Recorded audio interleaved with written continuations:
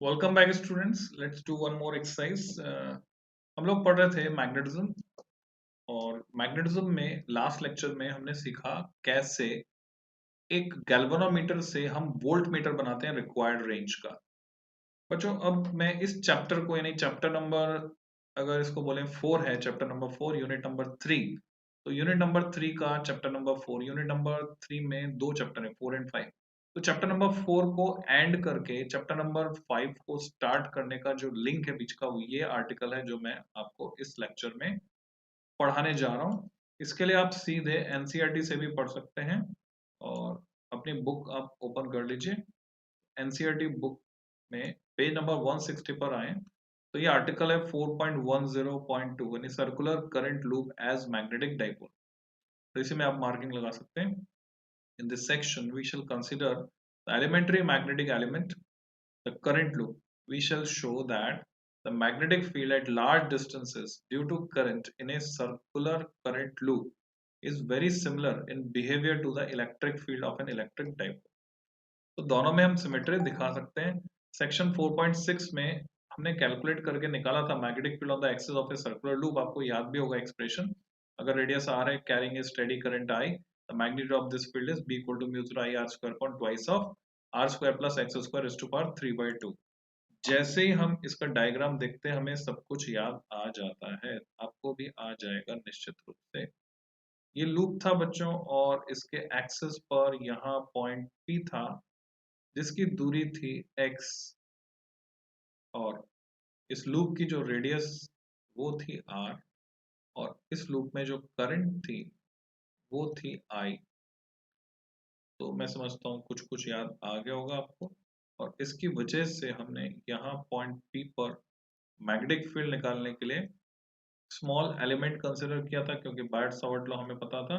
और वो small magnetic field dB से दिखाया था जिसके कंपोनेंट्स हमने किए थे, हॉरिजॉन्टल कंपोनेंट्स सब जुड़ गए थे और वर्टिकल कंपोनेंट्स कैंसिल हो गए थे। तो ये एंगल अगर फाइव बोलता हूँ मैं, तो ये भी फाइव होगा, यानी डीबी कॉस फाइव तो कैंसिल हो गए थे और डीबी साइन फाइव सब ऐड हो गए थे। सिग्मा डीबी साइन फाइव से हमने रिजल्ट निकाला था। और वो रिजल्ट क्या था? वो रिजल्ट ये था जो हम देख रहे हैं, B equal to mu 0 I R square upon twice, and its direction is along the axis and given by the right hand thumb rule. Here x is the distance along the axis from the center of the loop.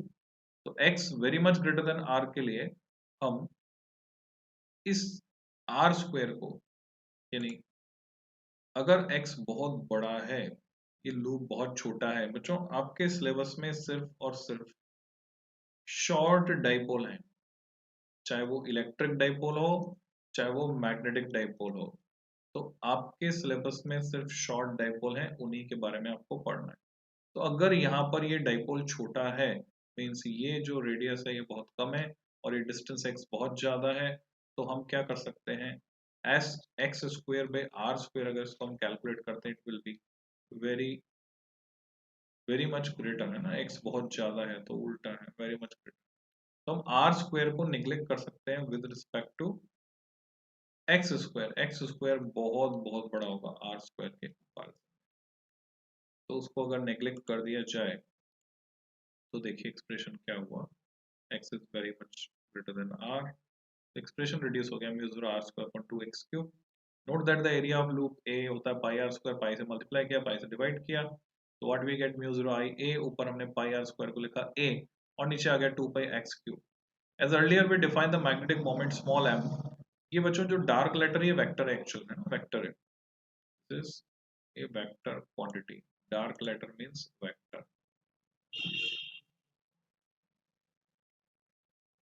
तो आप जब लिखेंगे अपनी copy में तो इसको ऐसे दिखाएंगे, this is magnetic dipole moment. तो ये क्या होता है, आई ए। याद रखने का तरीका बहुत आसान है, दरवाजे पर देखिए, अपने अपने दरवाजे पर देखिए, देखिए कौन आया है उसको बोलिए प्यार से, आइए आइए। तो आई ए। अब अगर एन टर्न्स हो जाए तो एन आई ए हो जाता है, ठीक है। Okay, as earlier we define magnetic moment M to have magnitude I A, current into area, hence B हो गया mu 0 times M, I A की जगह हमने एम लिखा, अपॉन 2 पाई एक्स क्यूब, और mu 0 upon 4 pi 2 M upon X cube. 2 से multiply किया 2 से divide. Expression for equation is similar to an expression obtained earlier for electric field of a dipole. Electric field हमने निकाला था. Similarity may be seen if we substitute, जहां भी mu zero आ रहा है वहां 1/epsilon 0 रख देंगे. m की जगह pe रखेंगे, p इलेक्ट्रिक डाइपोल मोमेंट होता है आप जानते हैं, b की जगह e रखेंगे, इलेक्ट्रोस्टैटिक फील्ड होता है.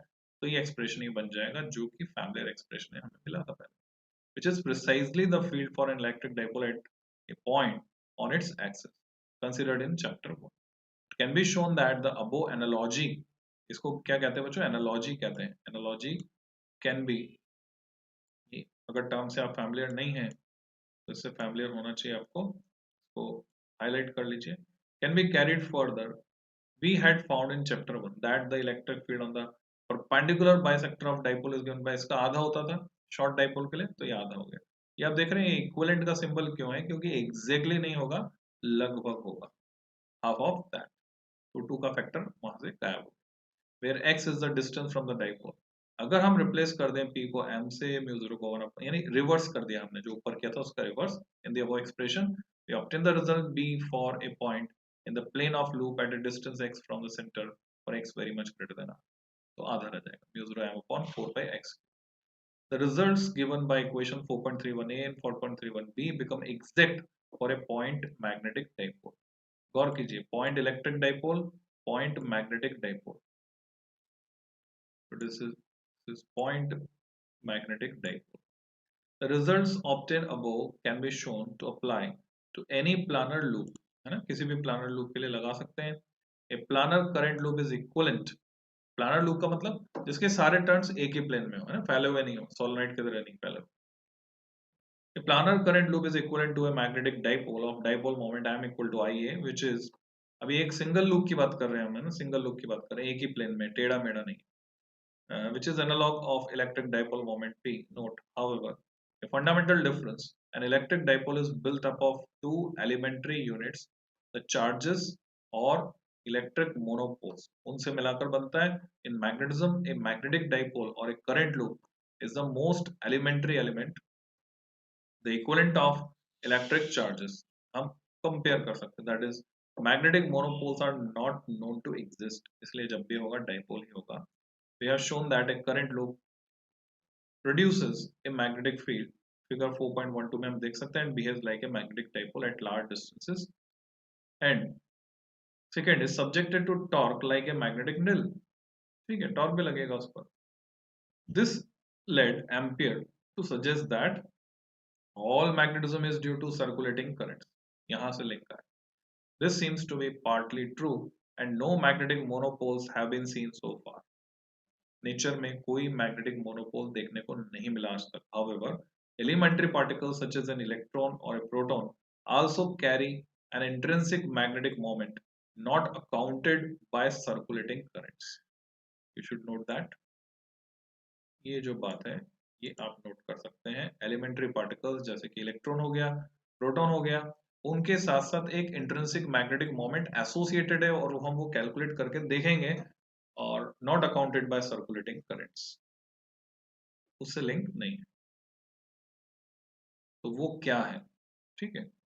The magnetic dipole moment of a revolving electron. बच्चों ये इंपॉर्टेंट आर्टिकल है, इस पर क्वेश्चन आप एक्सपेक्ट कर सकते हैं. हाँ, डिफरेंट 3 सेट्स रहेंगे, सभी सेट में नहीं आएगा, सिर्फ एक सेट में ये सवाल आपको मिल सकता है. एक से ज्यादा में मिल भी सकता है, पर कम से कम एक सेट में जरूर मिलेगा. In chapter number 12 we shall read about the Bohr model of hydrogen atom, वो हमने पढ़ा. You may perhaps have heard of this model which was proposed by the Danish physicist Niels Bohr ने 1911 में दिया था, and was a stepping stone, chemistry में पढ़ते हैं, to a new kind of mechanics, namely quantum mechanics. यहाँ से start होती है बच्चों. In the Bohr model, the electron, जो कि एक negatively charged particle है, वो चक्कर लगा रहा, revolves around a positively charged nucleus. ये नाभिक है जो धन आवेशित है, और ऋण आवेशित इलेक्ट्रॉन इसके चारों तरफ चक्कर लगा रहा है. और as a planet revolves around the sun, same model है. The force in the former case is electrostatic Coulomb force है, while it is gravitational for the planet sun case, वहां पर gravitational होता है. We show this Bohr picture of the electron in figure 4.23. यहाँ आप देख रहे हैं, और इसको किससे दिखाया बच्चों, जो इसका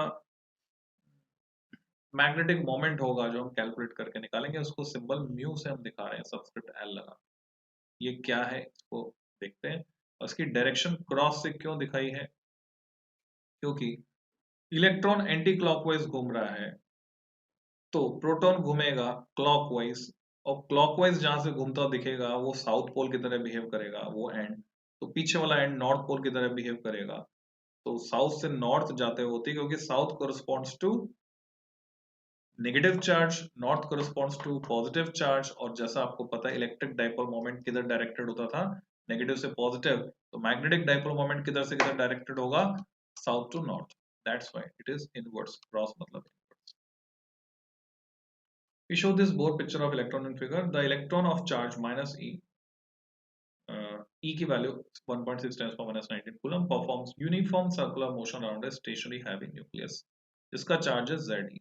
This constitutes a current I.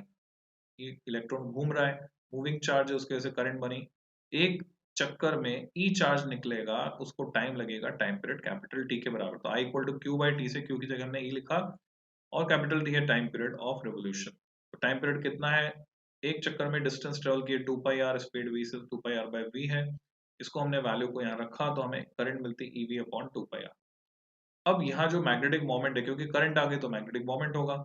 हाँ, ये आपको समझना है कि इलेक्ट्रॉन घूम रहा है एंटी क्लॉकवाइज, तो करंट होगी क्लॉकवाइज, ये आपको समझना। There will be a magnetic moment usually denoted by mu L associated with this circulating current. Equation 4.28 से हम इसका मैग्नीट्यूड क्या लिखेंगे, आई ए, अभी आपको याद कराया था, वहां स्मॉल एम से दिखाया था बच्चों, या म्यू एल से दिखा, बोथ आर सेम। तो आई ए क्या है, पाई आर स्क्वायर, तो आई की वैल्यू क्या है, ये रही आई की value EV upon 2 pi R, तो ईवी अपॉन 2 पाई आर रखा मैंने, उसको पाई आर स्क्वायर से मल्टीप्लाई किया, तो कट पिट के बचा ईवी आर बाय 2, तो म्यू एल आ गया EV R by 2। The direction of this magnetic moment is into the plane of the paper.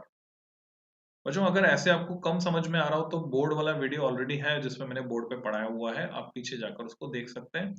और बाकी इससे क्या एनसीईआरटी में आपको कॉन्फिडेंस आ जाएगा, एनसीईआरटी को भी पढ़ना ही है आपको। This follows from right hand rule discussed earlier that the fact that negatively charged electron is moving anti-clockwise leading to a clockwise current। ठीक है, जो मैं भी बता रहा था। अब हम क्या चाहते हैं, यहाँ पर L यानी एंगुलर मोमेंटम को इंट्रोड्यूस करना चाहते हैं, और हम जानते हैं mvr होता है L के बराबर, तो m से मल्टीप्लाई किया, m से डिवाइड किया, पर ये m है क्या, ये इलेक्ट्रॉन का मास है, स्मॉल m सबस्क्रिप्ट e। अब आपको समझ में आ गया होगा म्यू से क्यों दिखाया, अगर इसको m से दिखाते तो इस m के साथ कंफ्यूजन क्रिएट होता है, that's why here we showed the magnetic dipole moment with the symbol mu, दोनों ही सिंबल काम में आते हैं।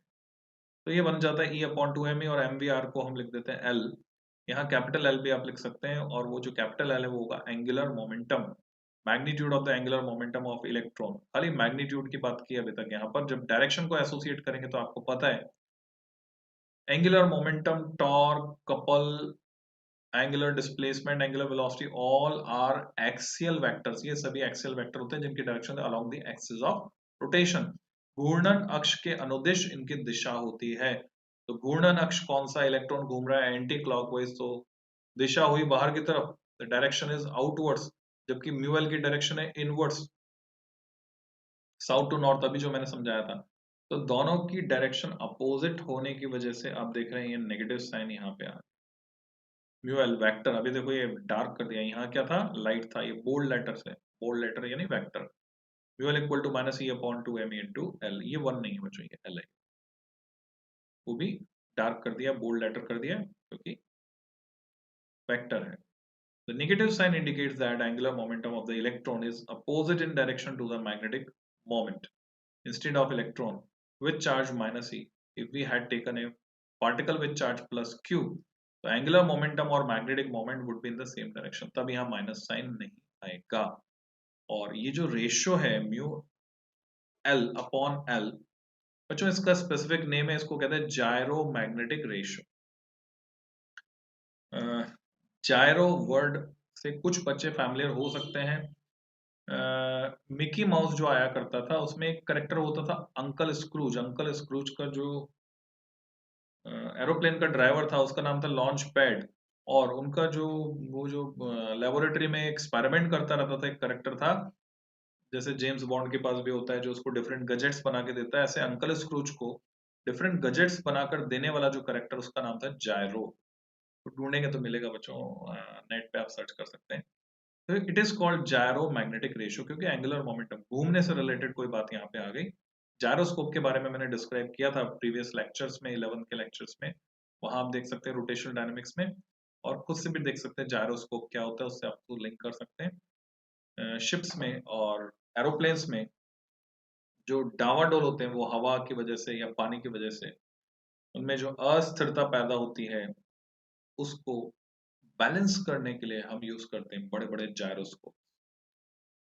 छल्ले के अंदर छल्ले के अंदर छल्ला, रिंग के अंदर रिंग के अंदर रिंग, जो अलग अलग 3 अलग अलग एक्सिस के अबाउट घूम सकती है, and is a constant. Its value is 8.8 into 10 coulomb per kg। Gyromagnetic ratio fix हो गया। इलेक्ट्रॉन के लिए इसकी वैल्यू होती है 8.8 10 coulomb per kg, which has been verified by experiments. The fact that even an atomic level there is a magnetic moment confirms Ampere's bold hypothesis of atomic magnetic moments. को confirm कर रही है। This according two ampere would help. अब यहाँ पर ये अंदर NCERT की लाइन से जब क्वेश्चन बनाते हैं तो यहाँ से आपसे पूछ सकते हैं क्वेश्चन बनाकर, कंपटीशन में भी बोर्ड में भी।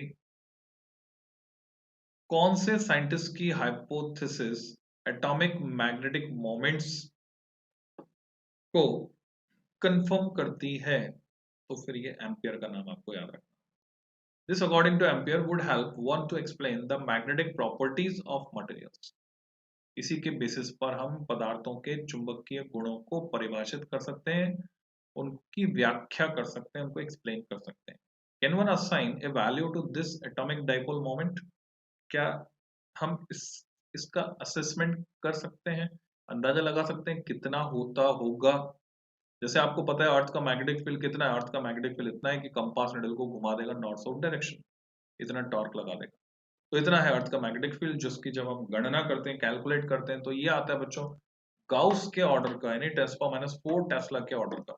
वैसे ही आपको यहाँ पे अंदाजा लगाना है, तो हम एक रेफरेंस ले लेते हैं। The answer is yes, one can do with in the Bohr model. Bohr model की बात करें जो हाइड्रोजन लाइक एटम्स के लिए था, Bohr hypothesized that angular momentum assumes a discrete set of values, namely L होता है NH/2 पाई, जहां पर n नेचुरल नंबर है, n इक्वल टू 1 2 3 रख सकते हैं। h जो एक कांस्टेंट है जिसको हमने प्लांक्स कांस्टेंट कहा, जिसकी वैल्यू 6.62 हम 2 डिजिट तक ही लेते हैं बोर्ड में, उससे काम चल जाता है। 10⁻⁴ 34 जूल सेकंड होती है, जूल इनटू सेकंड को हम पढ़ेंगे joule second. This condition of discreteness is called the Bohr quantization condition, second postulate है बोर का। We shall discuss it in detail in chapter 12, आगे हम पढ़ेंगे इसको। Our aim here is merely to use it to calculate elementary dipole moment. So take the value of n equal to 1, तो 1 अगर n equal to 1 रख देता हूं मैं यहाँ पर, तो म्यू एल की मिनिमम वैल्यू हमको मिलती है ई एच अपॉन 4 पाई जिसमें सारे कॉन्स्टेंट्स की वैल्यू रखकर कैलकुलेट करते हैं अगर, तो हमें मिलता है 9.27 इंटू 10⁻24। और यूनिट क्या बनेगी, आई ए से बनेगी ampere metre square. I A ये वही स्मॉल एम वेक्टर है, ampere metre square, where the subscripts minimum stand for minimum. This value is called the Bohr magneton. The direct question is, what do you understand by Bohr magneton? It is the minimum value of magnetic moment of revolving electron. ठीक है, इन hydrogen atom में पहले orbit में जो electron चक्कर लगा रहा है, उसके लिए अगर हम कैलकुलेट करते हैं उसका मैग्नेटिक मोमेंट, तो उसको कहते हैं बोर मैग्नेटॉन, जो कि मिनिमम वैल्यू होती है 9.27 10⁻24। Any charge in uniform circular motion would have an associated magnetic moment given by an expression similar to equation 4.34। 4.34 कौन सी थी, फिर से आपको दिखा देता हूं मैं। 4.34 ये रही, इस इक्वेशन से हम लिख सकते हैं उसको। This dipole moment is labeled as the orbital magnetic moment। गौर कीजिए, स्पिन मैग्नेटिक मोमेंट अलग होता है, ऑर्बिटल मैग्नेटिक मोमेंट अलग होता है। इसकी डिटेल केमिस्ट्री में ज्यादा आती है, फिजिक्स में थोड़ा लिमिटेड है। Hence the subscript L in mu L, besides the orbital moment, the electron has an intrinsic magnetic moment। इसके अलावा intrinsic magnetic moment होगा, which has the same numerical value as given in equation 4.37।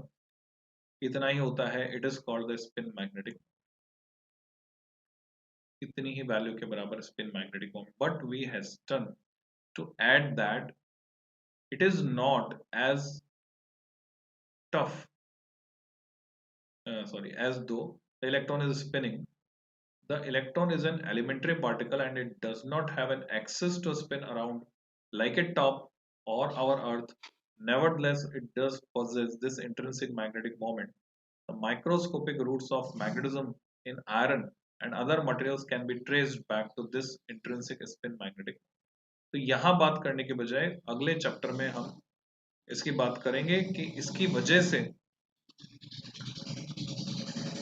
कोई substance paramagnetic, ferromagnetic या फिर diamagnetic होता है, किस तरह से intersecting spin magnetic moment link होते हैं। और अगर इसकी डिटेल में आप जानना चाहें तो यहाँ पर अच्छा कन्वर्जन से ओके बच्चों, तो इस लेक्चर में इतना ही। अब नेक्स्ट लेक्चर में मैग्नेटिज्म प्रॉपर चैप्टर स्टार्ट हो जाएगा, ये चैप्टर नंबर 5 यूनिट 3 का chapter number 5, 4 and 5 belongs to unit number 3. So till then, happy learning.